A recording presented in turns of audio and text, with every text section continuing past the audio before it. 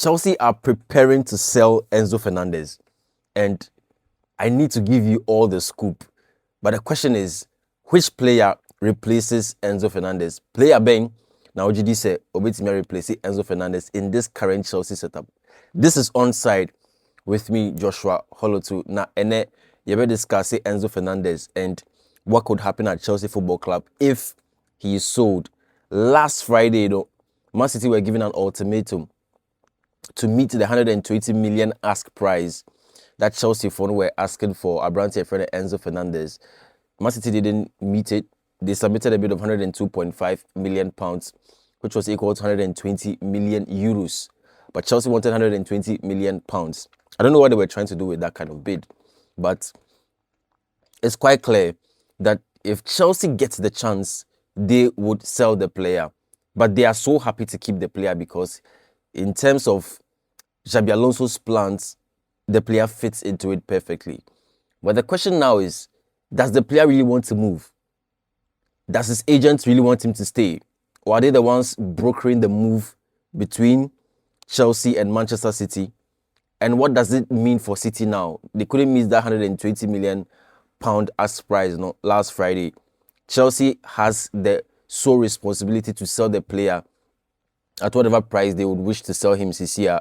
And I wouldn't be surprised if today Chelsea says that 140 million pounds, take it or leave it. Reports coming in from Air London suggest that Manchester City are trying as much as possible to go back to the negotiation table with Team Fernandez, Chelsea Football Club, for the purchase of Abrante Enzo Fernandez. But like I'm saying, now Chelsea would have everything within their power to determine how much player would go for. But what do you think as a Chelsea fan? Do you really genuinely feel like Enzo Fernandez needs to go? I held a certain position a few days ago. Nameka said, I don't think Enzo Fernandez has to go because he's an integral member of this team. He has the key to unlock that midfield for Chelsea. Moise Caicedo is on record to have said, say, on Pese player and be free. And I think across the Chelsea player base, right, they would have a consensus that Enzo Fernandez himself is a very integral member of the team. But then, don't you also feel like the more Enzo Fernandez stays, the more his attitude begins to stink? The more he holds the team hostage, the more he tries to, reach for things that he may feel that he's entitled to. And minim say be aside Xabi Alonso sit the player down to get his perspective on what exactly he really wants to achieve at Chelsea Football Club. Because he has been quite, should I say, make sure the right word to use. But Enzo Fernandez, when you watch him critically, he may be that type of player who would always come out and lash when things are not going well, rather than try to, sit with the parties involved and get to a certain, agreement on what must be done. So you've seen how he's reacted to certain things in the past. You've seen some of the comments that he's made. He's come out to apologize for some of them, but doesn't mean that anytime he disagrees, he's going to lash out and he's going to come out the way. Those are the things I've been looking at, and I just have a second opinion about this whole Enzo Fernandez saga. Because number one, Chelsea will struggle to replace the player when they go into the transfer market. If today Manchester City decides to bring 140 million pounds and Enzo Fernandez leaves Chelsea for now will go into the market. It will compare replacement, and I've already mentioned the replacements that Chelsea wants to go for, should in case he leaves. Alex Scott, Adam Horton, Fabian Rui, or Martin Zubimendi from Arsenal. These are the players on the short list for Chelsea Football Club. But key amongst them are Alex Scott and player Adam Horton. And they are the two players that Chelsea has been linked with for the longest time. Martin Zubimendi only entered the picture recently because Xabi Alonso say play and style of play. But I don't think Arsenal will commit that sale. It's going to be very strange that Arsenal, after winning the Premier League last season, would say that yes, I heard the report and I even made a story on that Omunya Sikabiti said 90 million euros that they would want to sanction the sale of Abrante. But it doesn't make any sense because, yes, Bruno G has come in, but Arsenal still needs squad depth. When I watched them against Manchester City in the Community Shield or Cardiff, what I realized was that they still have that coherent unit within their setup. And if you want to take players out, you don't want to take players who have had significant impact and have played so many games for the team. Martins Zubimendi is the Arsenal player who played most games for the team last season. In fact, he featured in every single Premier League game for Team my friend Arsenal. To take him out just like that, and give him to your rival club, so to speak, it's quite questionable. Chelsea and Arsenal have done good business in the past, trading players amongst themselves. But I don't see Arsenal releasing Martins Zubimendi to Chelsea at this time. It feels like 2 steps forward, 5 steps backward for Arsenal. Maybe for Chelsea, it would be a good deal. We bring him in, he slots into our setup. He really helps us. But those dynamics ni pana. Arsenal and Arteta would not want to sanction that sale to Chelsea necessarily, even if the player has to go. And I don't think Martins Zubimendi will be that one. In fact, Martins Zubimendi would have been the closest in terms of the profile of the player to Abrante friend Enzo Fernandez. Except that Enzo Fernandez is more daring. So the box-to-box role that he plays, he's able to get into space, he's able to contribute towards goal, he's able to score as well. Right? Martins Zubimendi scored, I think, 5 goals for Arsenal last season. Enzo Fernandez scored 10 goals for Chelsea from that midfield position for Chelsea last season. The pair of Moise Caicedo and Enzo Fernandez in that midfield has always been spectacular for Chelsea Football Club. You are creating an imbalance to that equation in the midfield for Chelsea Football Club. Even if you bring Alex Scott, he's now going to adapt to the Chelsea style of play. He's a Premier League proven player, that's okay. Same as Adam Horton. But they have big shoes to fill.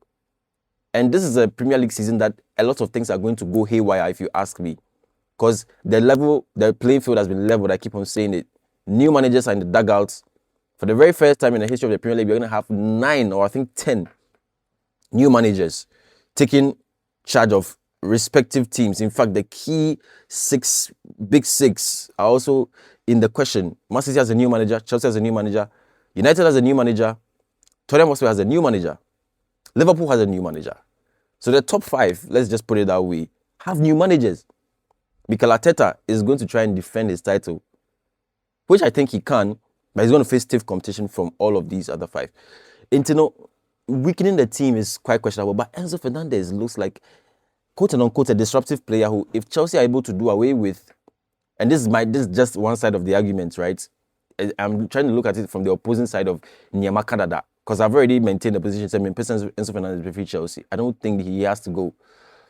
But I'm thinking from Peñifono, even if his agents try and force him to move, it means Chelsea will have to move on. We will also have to move forward.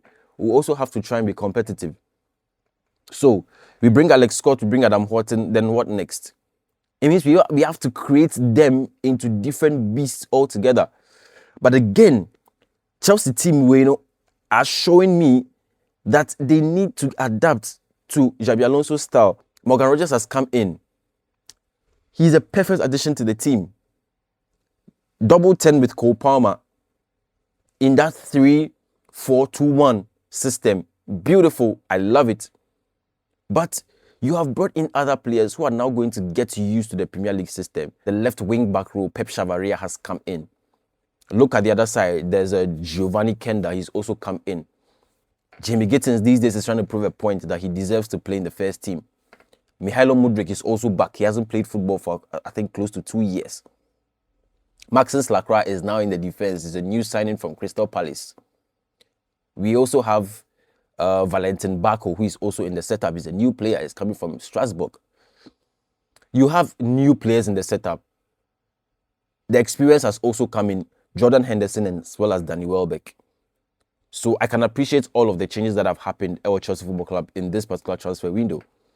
But the most important part of our game is in the midfield, where if we maintain the balance and the control we have there, it means that we don't have to struggle so much with the attacking third of a team. And currently, if we are able to oversee the sale of Enzo Fernandez, it means that whoever is coming there would have to at least give us something close to what Enzo Fernandez was giving to us. And I don't think Alex Scott and Adam Horton instantly go in there and give that to us. Because aside the fact that these two players are quite creative in their own respects, when I watch Enzo Fernandez, because of how he's able to, dominate that role and also give more in terms of the dedication on the pitch and off the ball, I just feel like is really going to impact Chelsea in one way or the other, where we may get the new players to do what they are asked to do on the pitch. But aside that, we need leaders in the team who can rise up to the occasion, and not just any leader at all. You may say that Danny Welbeck, any Abranti, a friend, Jordan Henderson are going to do that, but they are equally new players in the Chelsea setup. Those who have been there already, Moise Caicedo, Enzo Fernandez, are both leaders and have played Chelsea for at least 2 full seasons. So the understanding, the chemistry is there already. Now it's going to be disrupted because one is going to leave because they are perhaps not happy with being at Chelsea. It means that Chelsea would have gone at least one step backward. That is what I think. I don't know what you think. Maybe you can drop it in the comments. Do you think that Enzo Fernandez's exit creates a certain gap that may not be filled by whatever prospective player Chelsea is going to bring in and come and fill? Because I've told you who Chelsea wants to use in that role as a replacement. But a bad thing says our player no by inside that straight away they're able to get the clock working for them. It may have to take them some time, because this is going to be a very, combative Premier League season. And that is just how I see things going. Because whatever money Chelsea is going to get from Enzo Fernandez's sale is going to be enough to even buy 2 good players to come and join the team. But that means they are new signings. And the new signings, you need leaders on the pitch. And I'll keep on saying this. You get it? In a typical Chelsea lineup, right? If we are to see those who we think will start, who are going to be the leaders on the pitch? In the defense, there's Levi Colwill. So Levi Colwill is back from injury, and I trust that he's going to have a very solid season this time around, because last season, one of the things that didn't really help him was the injuries. And at some point in the season, we really missed him, and we could tell that we needed Levi Colwill back in the setup. But we just didn't have him because of the injury. And since I know as he's back, I really wish and hope that he can give us 1 full season without injuries, because he's going to be an integral member of the team. Now, Levi Colwill can be considered one of the leaders, but now that is a defensive player. So having that sort of leadership qualities to get the defense in shape. Reece James, captain of the side, he has not really been expressive in his leadership qualities. And there are times where you are looking at him carefully and you're asking, does he really have control over the team? Is he able to order his players to do certain things? He's still quite young. I don't know the leadership journey that Xabi Alonso would want to take the team on if he's going to retain Reece James. I think he's going to retain Reece James. But the mere fact that now the leadership duties are spread across on the pitch now tells me that perhaps the approach may be different. They may not really need Reece James to be giving them instructions. In different parts of the pitch where Xabi Alonso's voice cannot reach, and the voice needs to mean you still get players on the pitch who can help to issue certain instructions. And that is where I think that the leadership roles or duties on the pitch should be very balanced, where Reece James has the captain's armband, but the real leadership that is being offered on the pitch now is being done by other players, or in fact multiple players. And I've mentioned that Levi Colwill is one. Reece James could be another. The third player is Moise Caicedo. He's naturally a leader. When you listen to him speak, he really wants to dedicate his life to Chelsea. And that is admirable, because we haven't had such players in a very long time. After Todd Bowley clearly captain for the Chelsea, we've not seen players who have dedicated their lives towards the project. So it's always been in, out, because of the instability of the squad. We've changed managers about 4 or 5 times. So we don't really get players to be very fixated on what they want to give out in terms of their output. Right? Moise Caicedo is that player. He has said that he wants to retire at Chelsea. And I don't know which other player has emphatically said that already. Maybe Cole Palmer. But Cole Palmer, when you look at him carefully, perhaps now he has Morgan Rogers by his side. So the likelihood of him remaining at Chelsea for a very long period is there. You get it? And that's what I really love. So Moise Caicedo is another leader. In the midfield, right, you also have Enzo Fernandez. And that's what we have been talking about all through this video. Enzo Fernandez, very important factor. And I really think that even if he has to go, he could take away something from that team. Now, the next player is Cole Palmer. And I think most importantly, recently I listened to Abranti Fernandez, Xabi Alonso. And he was saying something about Cole Palmer. That he loves the way the player thinks about football. And that, in this particular Chelsea setup, he sees Cole Palmer as one who is going to lead the team on the pitch. And that was very instructive for a player who is just around his prime, 24, 25 years. When you get your manager saying this about you, when the manager hasn't been there for so long, it means he has seen something. Leadership qualities. Cole Palmer has that. But then do you also realize now that we also have Danny Welbeck in the fold? Danny Welbeck, Jordan Henderson. They may not necessarily be starters. So these two, they are occupying a different role, and I don't want to directly add them to what is going on right here. So let's see. 4 or 5 different players who can offer leadership on the pitch. Levi Colwill, Reece James, Moise Caicedo, Enzo Fernandez, Cole Palmer. But you see, what I really want to understand is how Xabi Alonso is going to get all of them to tick and how to get them to work together, get them to gel together and help all the new boys settle down. Because in this same lineup, you could get a Maxence Lacroix who is also doubling defensive duties, right? So in a 3-back system, you get him playing in there. Maxence Lacroix is in there as well as Levi Colwill and probably Reece James, right? Then, if you look at the mid 4, you could get Pep Chavaria on the left playing. You could get Marco Palestra on the left. These are 2 new players. So they'll need to find a way to settle into the team. Then they need the kind of, awareness and leadership qualities from all these 5 players I'm highlighting to help them to settle down. You get it?